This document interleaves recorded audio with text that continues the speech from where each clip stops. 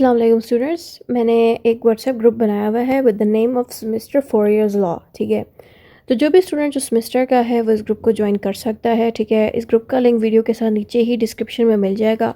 ठीक है, अब ये ग्रुप क्यों इंपॉर्टेंट है, इसमें क्या खासियत है? पहली बात तो ये है कि इस ग्रुप में ये सिखाया जाता है कि आपको एग्ज़ाम का क्या पैटर्न आएगा, एग्ज़ाम का पेपर कैसे अटैम्प्ट करना है, किस तरह के क्वेश्चन पेपर में आ सकते हैं, अगर एमसीक्यूज़ आ गए तो एमसीक्यूज़ किस तरह के पूछे जा सकते हैं।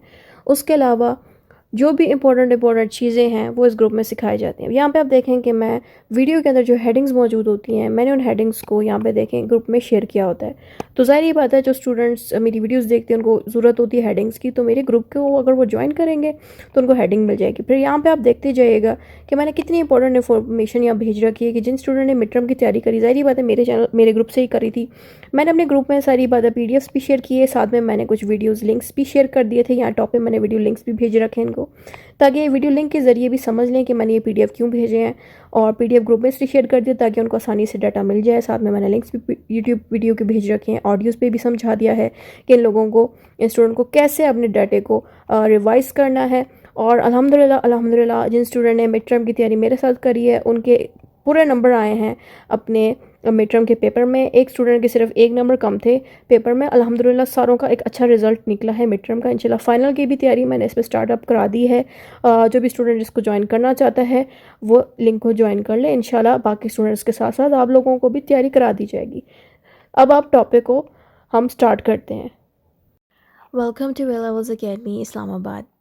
आज का हमारा टॉपिक है फॉल ऑफ दक्का, जो कि 1971 में हुआ। ये था क्या, ये सारा कुछ हम इस वीडियो में जानेंगे। ये पाकिस्तान स्टडी जो सेमेस्टर का जो न्यू सिस्टम आया है 4 इयर्स लॉ का LLB पंजाब यूनिवर्सिटी में, उनके लिए ही ये कोर्स है। पाकिस्तान स्टडी का सबसे ये आखिरी यूनिट है, सबसे आखिरी चैप्टर है। ठीक है, तो इसके बारे में अब हम स्टार्ट करते हैं। वीडियो स्टार्ट करने से पहले आपको बता दूँ धक्का क्या था।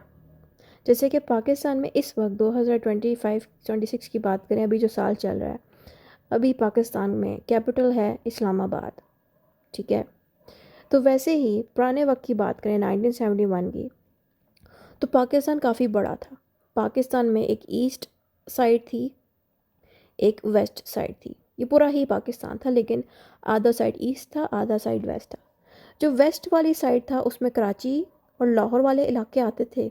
सही है, और यहीं पे सबसे ज़्यादा पैसा जनरेट हो रहा था, इंडस्ट्रीज़ बन रही थी वगैरह वगैरह। क्यों? क्योंकि यहाँ पे जो गवर्नमेंट थी, पॉलिटिकल पार्टी थी, वो किसी भी हाल में ईस्ट वाले लोगों को सपोर्ट नहीं कर रही थी। क्योंकि ऑफ कोर्स जो ईस्ट की साइड पे पाकिस्तानी रहते थे उनकी ज़बान बंगाली थी। ठीक है, और ऑफ कोर्स जो वेस्ट वाली साइड पे लोग रहते थे वो ज़्यादातर उर्दू स्पीकिंग थे, जिसकी वजह से ये नुकसान हुआ। एक तो कम्युनिकेशन इनका अच्छा नहीं रहा इनके साथ, क्योंकि वो बंगाली बोलते थे। दूसरी चीज़ ये थी कि वेस्ट पाकिस्तानियों ने ईस्ट पाकिस्तानियों को बहुत ज़्यादा निगलेक्ट किया, इग्नोर कर दिया। सही है, जिसकी वजह से हुआ ये कि ईस्ट पाकिस्तानियों को लगा कि वेस्ट वाले उनके साथ अच्छा सलूक नहीं करे, जिसकी वजह से ईस्ट वाले लोगों ने कहा कि अब हमें आप पाकिस्तान से अलग करके एक अलग मुल्क में भेज दें।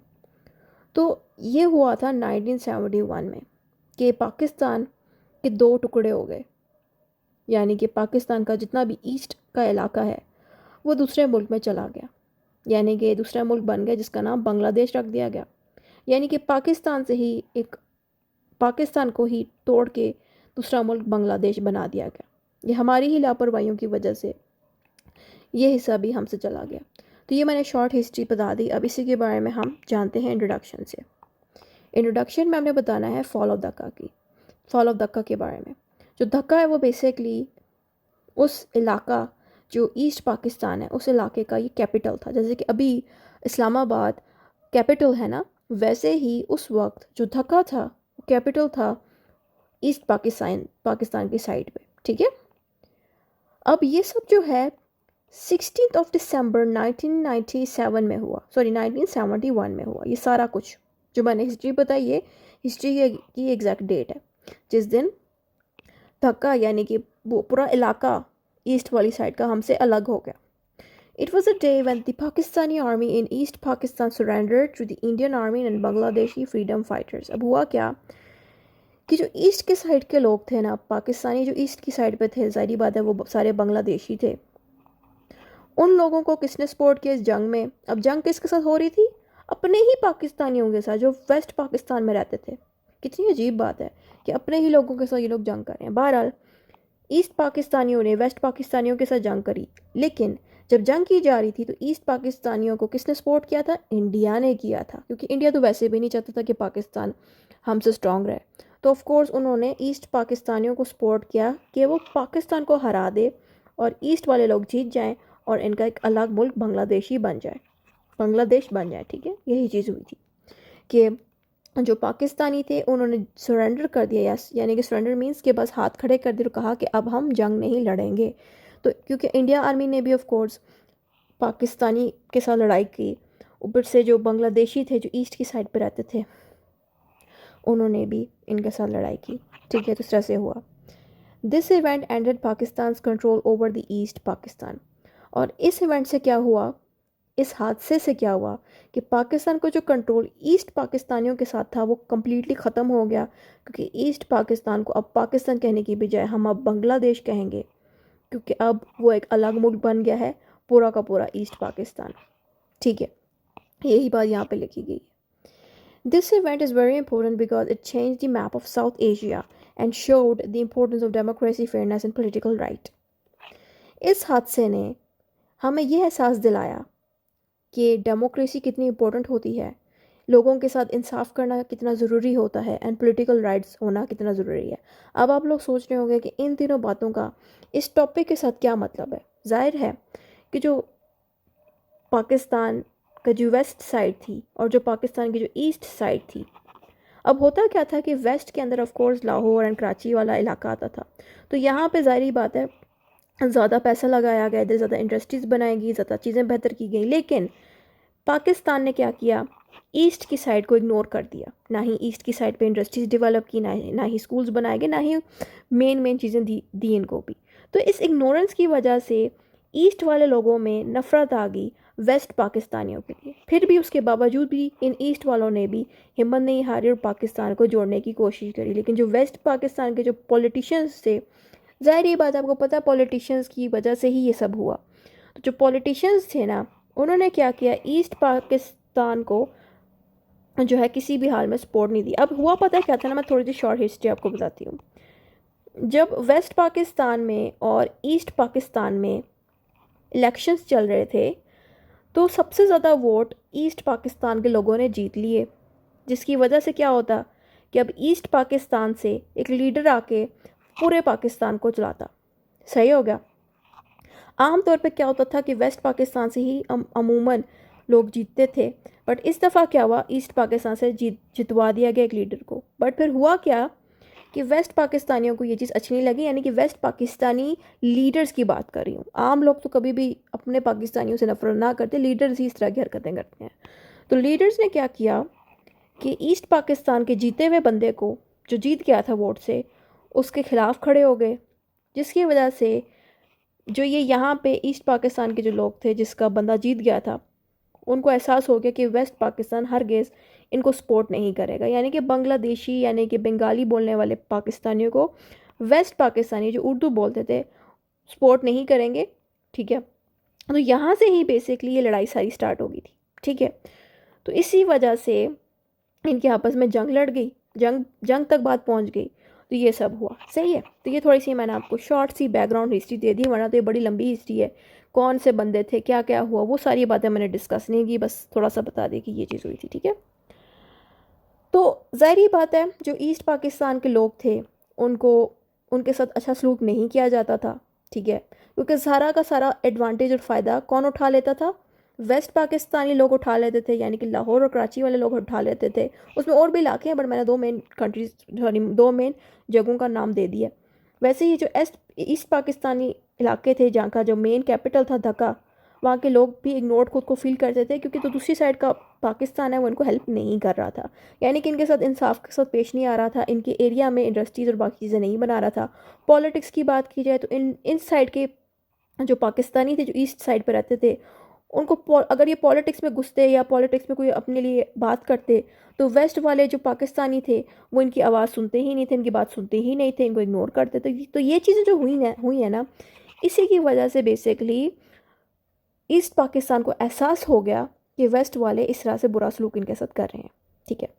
और डेमोक्रेसी की जहाँ तक बात रही है तो ऑफ कोर्स डेमोक्रेसी में हम क्या करते हैं, वोट देके अपने पसंद के बंदे को सिलेक्ट करते हैं। तो यहाँ पे वही हुआ कि वोट देके बंदे को सिलेक्ट तो किया गया, लेकिन जो बंदा जीता था वो ईस्ट पाकिस्तान की साइड से था। वेस्ट वाले ऑफ कोर्स जो मुसलसल जीतते आ रहे हैं, जहाँ पे बहुत डेवलपमेंट हो चुकी है, उनको ये चीज़ अच्छी नहीं लगी कि ईस्ट पाकिस्तान से लोग जीत क्यों गए हैं। तो यहीं से बेसिकली सारी लड़ाई स्टार्ट होगी। तो आई थिंक ये चीज़ नहीं करनी चाहिए, यानी कि अपने बंदों के साथ नहीं लड़ना चाहिए। बैकग्राउंड थोड़ा सा आपने देना है फॉल ऑफ द का। बैकग्राउंड में हमने बताना है कि पाकिस्तान जो है 2 हिस्सों में बट गया था, ठीक है। यानी कि पाकिस्तान जब बना था ना 1947 में जब पाकिस्तान आज़ाद हुआ था, तो उस वक्त पाकिस्तान को ये कहा गया कि पाकिस्तान एक तो वेस्ट पाकिस्तान होगा, एक तो ईस्ट पाकिस्तान होगा, यानी कि ये नाम रखवाए गए, ठीक है। यानी कि जो पाकिस्तान है ना, उसको इस तरह से कर दिया कि आधे हिस्से को वेस्ट का नाम दे दिया और दूसरे हिस्से को ईस्ट का नाम दे दिया, ठीक है। ये मैंने बात आपको बताई आज़ादी की। फिर आपने बताना है कि जो east Pakistan had more people but less power in government, कि ईस्ट पाकिस्तान के अंदर ज़्यादा तादाद में लोग थे लेकिन इनको गवर्नमेंट में ज़्यादा राइट्स नहीं दिया जाते थे, यानी कि गवर्नमेंट के अंदर ये घुसते भी थे तो वेस्ट पाकिस्तानी इनको नहीं घुसने देते थे। आपको पता है ये करते थे, इस तरह क्या करते हैं पॉलिटिशियंस, ठीक है। पॉलिटिशियंस इस तरह से इनको रोकते थे कि ये ना आए। जहाँ तक रही बात पॉलिटिकल प्रॉब्लम की, तो हमने बताना है कि जब 1970 का दौर आया, अच्छा अब मैंने पिछली जो बात बताई वो बताई मैंने 1947 की, जब पाकिस्तान बना था। तो पाकिस्तान जब बना तो 2 हिस्सों में बताया गया कि इसमें ये 2 हिस्से हैं, ठीक है। लेकिन अब बात आ जाती है 1970 की। पाकिस्तान बनने के काफ़ी साल बाद की बात है ये, कि जब 1970 का वक्त आया उस वक्त पहली दफ़ा पाकिस्तान में इलेक्शंस हुए, क्योंकि ज़ाहिर बात है उससे पहले मार्शल लॉ लग गए पाकिस्तान में। अगर हमने मार्शल लॉ की वीडियो नहीं देखी तो लाजमी देख लें। देखें, पाकिस्तान का जो सब्जेक्ट होता है ना, वो आप दरमियान से नहीं देख सकते, किसी भी टॉपिक से नहीं शुरू कर सकते, वो एक सीक्वेंस के साथ स्टार्ट होती है। यानी कि पाकिस्तान बनने की जो हिस्ट्री है वहाँ से लेके अगर आप स्टार्ट करते हो तब जाके आपको ईजिली ये सारी बातें समझ लगती हैं, ठीक है। अच्छा, तो जो पिछला मार्शल लॉ की जो वीडियो है मैं उसके लिंक्स यहाँ टॉप पे लगा देती हूँ, देख लीजिएगा। उसी के अंदर मैंने बताया कि एक मार्शल लॉ के जो हेड थे, यानी कि जिन्होंने पाकिस्तान पे अपना कंट्रोल कर लिया था आर्मी के ज़रिए, वो कौन से हेड थे, मेरे जहन से नाम निकल गया उनका। उन्होंने क्या किया, पाकिस्तान में पहले इलेक्शंस करवाए। जब इलेक्शंस करवाए गए थे तो हुआ क्या था कि अवामी लीग, जिसको शेख मुजीबुर रहमान चलाते थे, यानी कि अवामी लीग के जो हेड थे वो शेख मुजीबुर रहमान थे, समझ ले ये एक पॉलिटिकल लीडर है। अब ये बंदे किस साइड से थे, ये थे ईस्ट की साइड से। ईस्ट की साइड वो साइड थी जिसको पाकिस्तान ने सबसे ज़्यादा इग्नोर किया, यानी कि जो वेस्ट साइड के लोग थे उन्होंने सबसे ज़्यादा ईस्ट की साइड को हर तरह से गवर्नमेंट में भी नहीं आने दिया, ना ही यहाँ पे इंडस्ट्रीज़ बनाई, ना ही इनको सपोर्ट किया।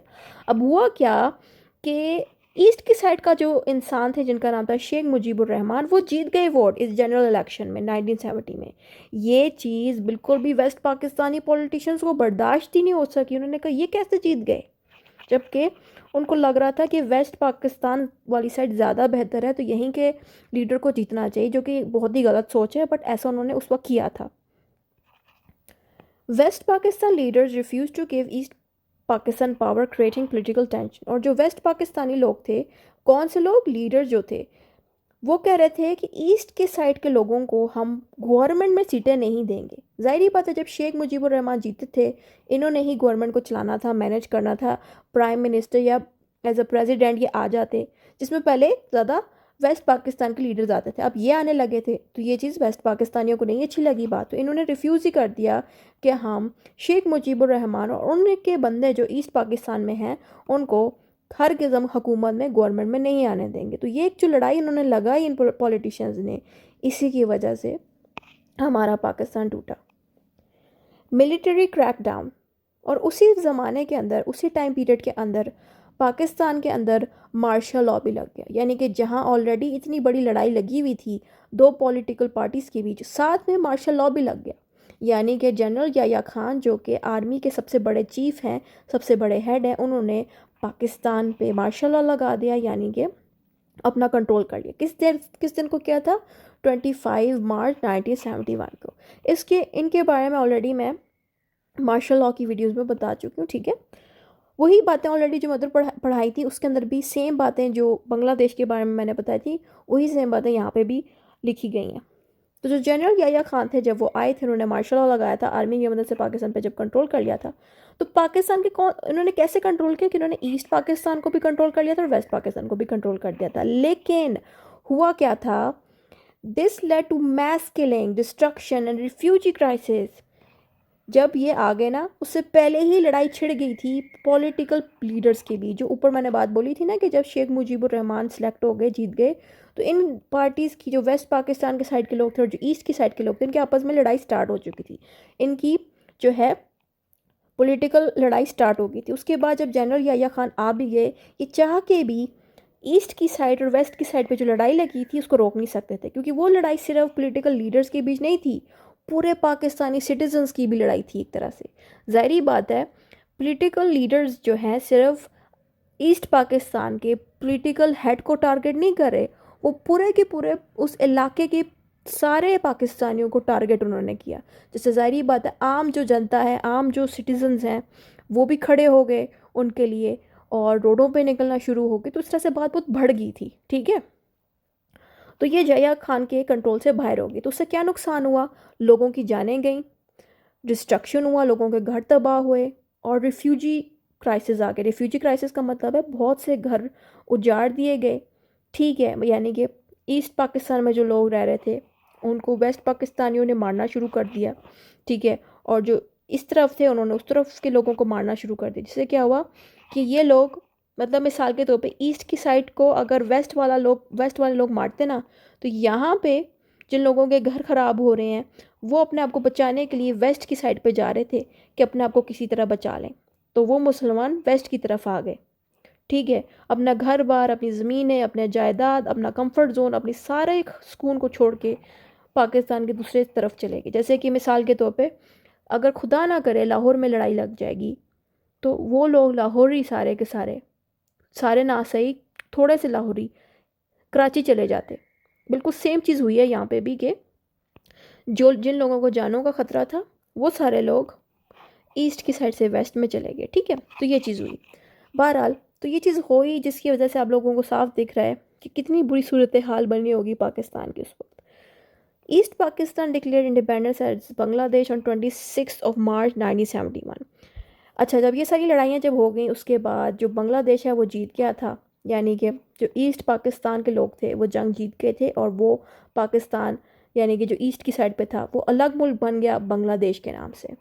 और ये लड़ाई कैसे जीता, मैंने शुरू से ही बता दिया था ऊपर कि इन ईस्ट की साइड के लोगों को इंडिया ने सपोर्ट किया था। और अब ज़ाहिर बात है, इंडिया के पास हमसे ज़्यादा वेपन्स थे, ये तादाद में भी हमसे बड़ा मुल्क था।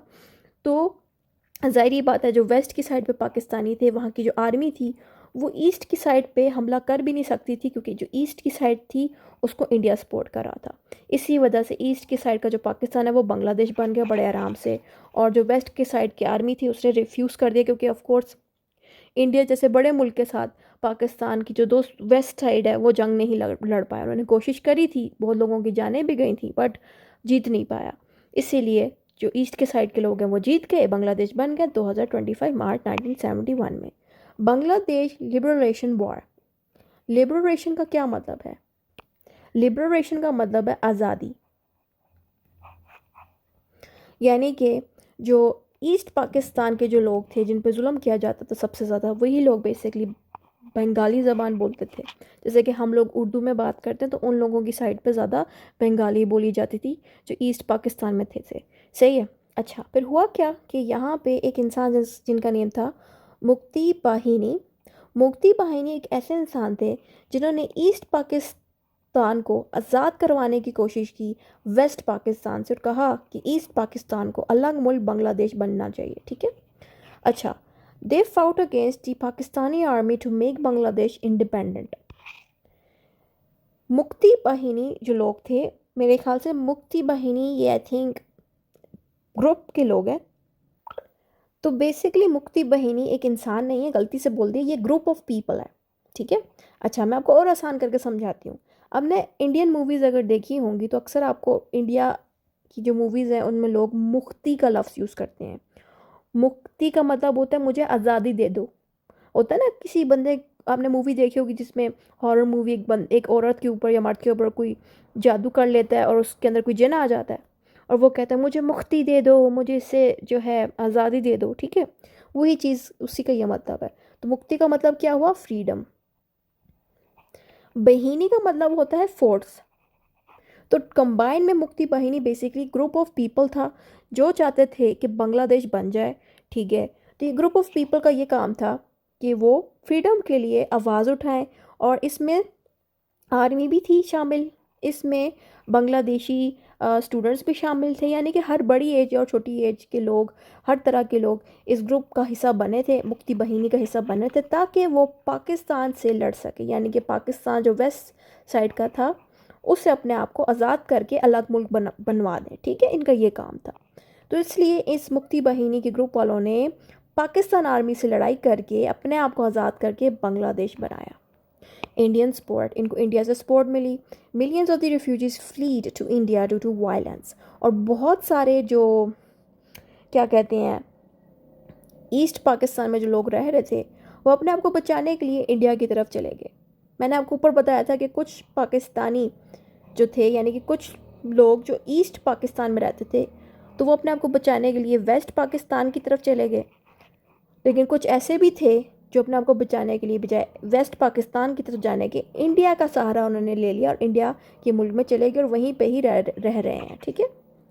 तो ऐसे लोग रेफ्यूजीज़ होते हैं। रेफ्यूजीज़ क्यों इनको कहा जाता है इंसानों को?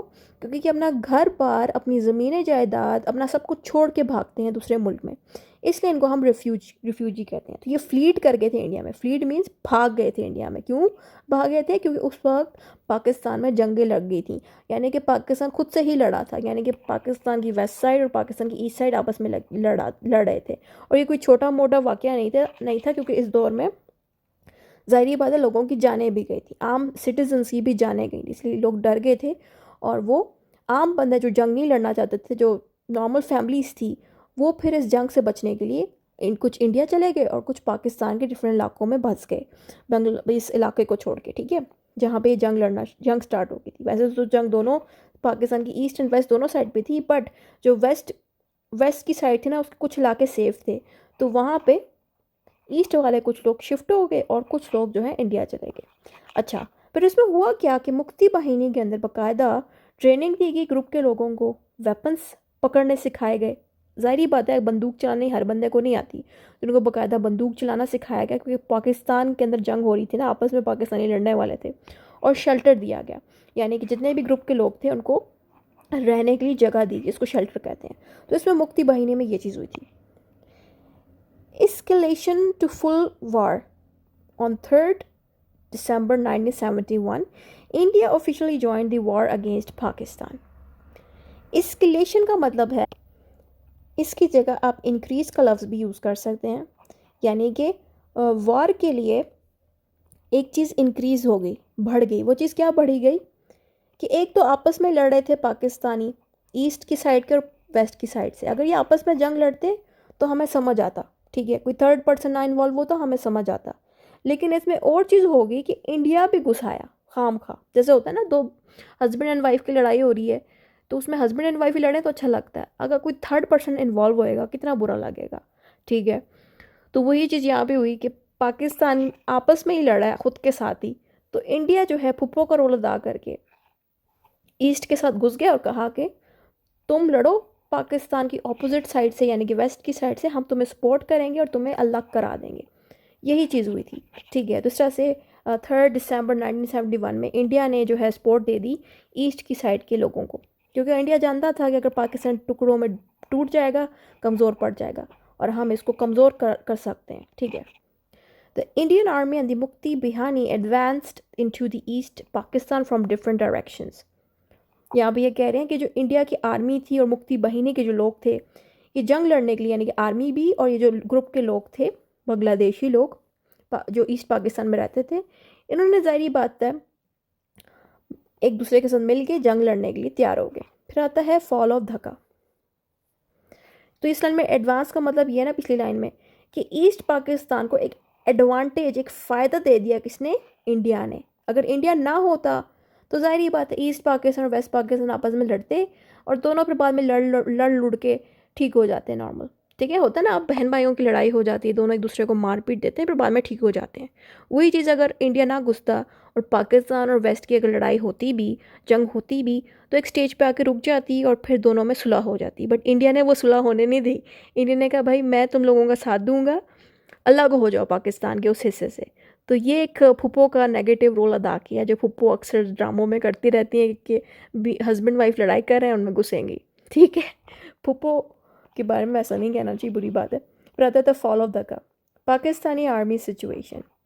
अब यहाँ पे आ जाता है फॉल ऑफ धक्का का। इसमें बताना है कि जो पाकिस्तान की आर्मी की उस पर क्या सिचुएशन थी। ज़ाहिर ही बात है पाकिस्तानी आर्मी यानी कि जो वेस्ट की साइड की जो लोग थे,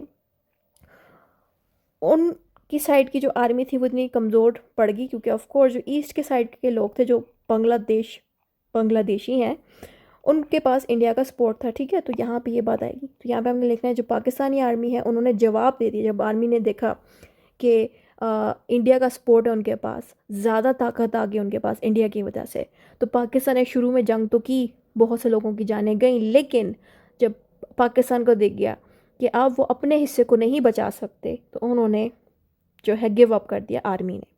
यानी कि कहा कि ठीक है अलग होना है तो अलग कर दिया जाए ईस्ट पाकिस्तान को। ठीक है, they had few supplies, low morals and were outnumbered by combined forces. एक थोड़ा मैंने आउट नंबर वर्ड थोड़ा मुश्किल डाल दिए। आपने यहाँ पे लिखना है कि जो पाकिस्तानी आर्मी थी उनके पास सप्लाईज कम थे। सप्लाईज मीन्स गन्स जो थी इनके पास बहुत कम थी। ठीक है, और गन्स अगर हों भी तो गोलियां कम होंगी। ज़ाहिर बात है जो ईस्ट पाकिस्तानी थे अगर उनके पास भी गन्स कम हो, तोपें कम हो, जंग के लिए गोलियां कम हो, तो इनको सपोर्ट कौन दे रहा था? इंडिया दे रहा था। इंडिया कहता तुम्हें जितनी बंदूकें चाहिए हम देंगे, तुम्हें जितनी गोलियां चाहिए हम देंगे। जहाँ तक रही बात वेस्ट के साइड के पाकिस्तानियों की, उनको सपोर्ट करने वाला कोई नहीं था। इसीलिए इन्होंने जब देखा कि हमारे पास तो सारा प्रोडक्ट ही ख़त्म हो रहा है जंग का, तो इन्होंने जवाब दे दिया। उसके साथ साथ लो मोरल का मतलब है लो कॉन्फिडेंस।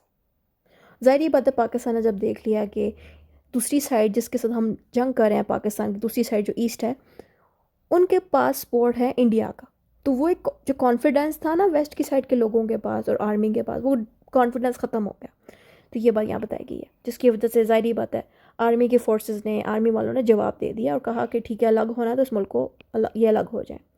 सरेंडर की आपने हेडिंग देखिए बताना है कि 16 दिसंबर 1971 में पाकिस्तान के जो कमांडर थे, कमांडर कौन थे? Lieutenant general A.A.K. नियाज़ी। इनकी तस्वीर और इन्फॉर्मेशन आपको नेट पे मिल जाएगी। इन्होंने क्या किया, ये कमांडर थे यानी कि सबसे बड़े हेड थे, इनका ये काम होता है ना कि ये फ़ौजियों को, ऑफिसर्स को जंग करने के लिए आगे भेजते हैं। ठीक है, ये कमांडर थे। लेकिन इन्होंने क्या किया, सरेंडर कर दिया 16 दिसंबर 1971 में, यानी कि इन्होंने हाथ खड़े कर दिए और जंग करना छोड़ दी ईस्ट की साइड के पाकिस्तानियों से, क्योंकि उनके पास सपोर्ट था इंडिया का। सरेंडर, ठीक है, कि उन्होंने सरेंडर कर दिया, जवाब दे दिया, कहा कि अब हम जंग नहीं करेंगे। फिर आता है about 93,000 Pakistani soldiers become prisoners of the war. और जो 93,000 पाकिस्तानी सोल्जर्स थे, यानी कि जो वेस्ट पाकिस्तान से ईस्ट पाकिस्तान फ़ौजी जंग करने गए थे, और वो तादाद में तकरीबन 93,000 तक थे, उनको इंडिया वालों ने और ईस्ट की साइड की आर्मी वालों ने अपने पास कैदी बना दिया, अपने पास जेल में डलवा दिया। ठीक है, तो इनको हम कहते हैं प्रिजनर्स ऑफ वॉर, जो कि जंग के दौरान पकड़े जाते हैं। Dhaka, the capital of east, fail without further large battles.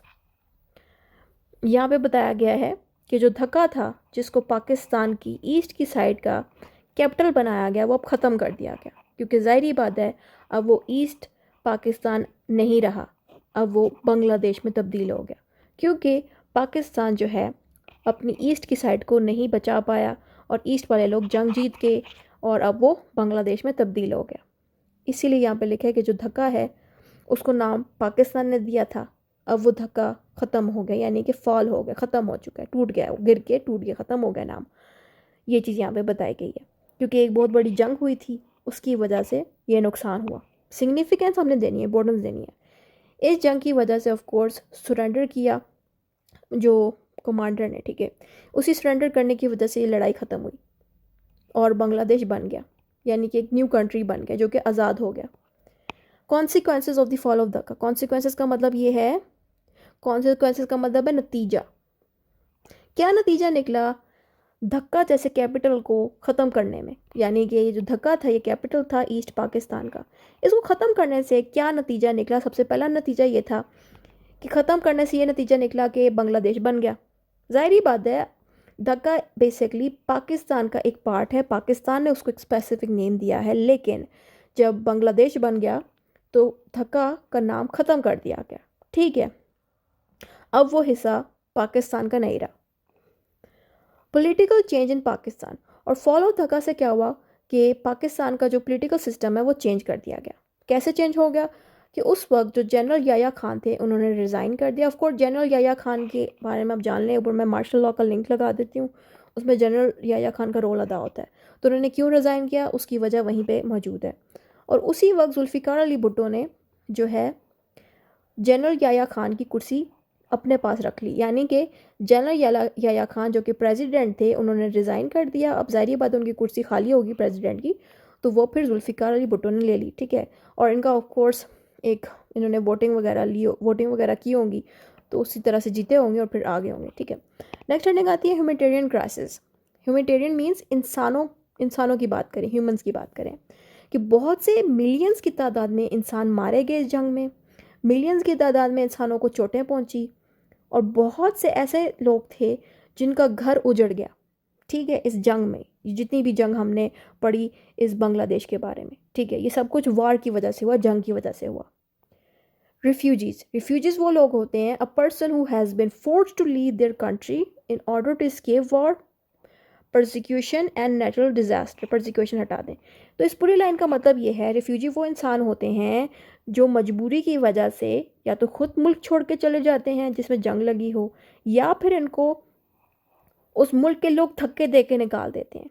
जब ऐसे लोग जो मजबूरी से खुद निकले या उनको निकाला जाए, ज़ाहिर बात है वो उस मुल्क के अंदर उनका घर होता है, ज़मीनें जायदादें होती हैं, बहुत कुछ होता है, वो सारा कुछ छोड़ के दूसरे मुल्क चले जाते हैं। तो ऐसे लोगों को हम रिफ्यूजीज़ कहते हैं जिन्होंने बड़ा मुश्किल वक्त देखा होता है। तो ये चीज़ें हुई थी उस वक्त में जब बांग्लादेश बन रहा था।